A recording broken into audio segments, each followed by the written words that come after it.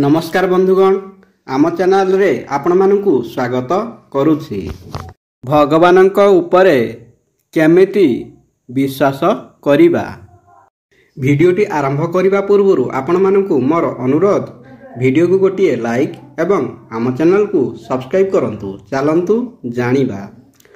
जणे साधु ऋषिकेशर गंगा कूल रे रहुथिले। से जन्मंध थिले एवं तांकर दैनंदिन नियम थिला जे संध्यारे से उच्च पर्वत रे बुलिबाकू जाई हरिनाम जप करुथिले। दिने तांकर जणे शिष्य तांकू पचारिले, बाबा तुमे प्रतिदिन एपरी उच्च पर्वत परिदर्शन करिबाकू जाओ, सेठारे बहुत गभीर उपत्यका मध्य अछि एवं तुमे निज आखिरे देखि पारु नाह। जदि केतेबेले आपणकर पाद खसरी जाए सेथिपाई आपण भयभीत हुअन्ति कि नाही। बाबा ए कथारे तांकर शिष्य को किछि कहि नथिले। संध्यारे बाबा एवं शिष्य सेही उच्च पर्वत उपरकू जाइथिले। बाबा शिष्य को कहिथिले, जेतेबेले मते खाल उच्चा जना पड़िबो नाही सेतेबेले मते कहिबू। एपरी उभय बाबा शिष्य दुहे चलिबाकू लागिले एवं एक गभीर खाल आसीबा मात्रे शिष्य गुरु को कहिला जे, बाबा एक गभीर खाल आसीछि।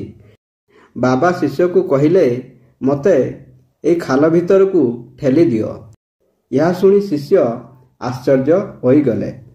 से कहिला, बाबा मु तुमको किपरि ठेली परिबी, मु ताहा आदो करि परिबी नाही। गुरु पुणी कहिले, मु तुमको कहूची मते एही खाल भितर को ठेली दियो। यह मोर आदेश एवं जदि तुमे मोर आदेश को अवमानना कर ताहले तुमे नरक को जीव। शिष्य कहिला, गुरु मु नरकर शिकार हेबी, किंतु मु तुमको केबे भी एही खाल भितर को ठेली परिबी नाही। तापर गुरु शिष्य को कहिले, हे निरीह पिला, जेतेबेले तुम परि जणे साधारण प्राणी मते खाल भितर को ठेली परिबो नाही, तेबे मते कुह जे मोर गुरु मते खालरे पड़िबाकू किपरि अनुमति देबे। भगवान प्रत्येक मुहूर्त रे आम सहित अछंती। आमको केवल तांको उपरे विश्वास रहिबा आवश्यक। बंधुगण, वीडियोटी भल लागिले वीडियो को गोटिए लाइक एवं आम चैनल को सब्सक्राइब करने को भूलिबेनी। धन्यवाद। जय श्री कृष्ण।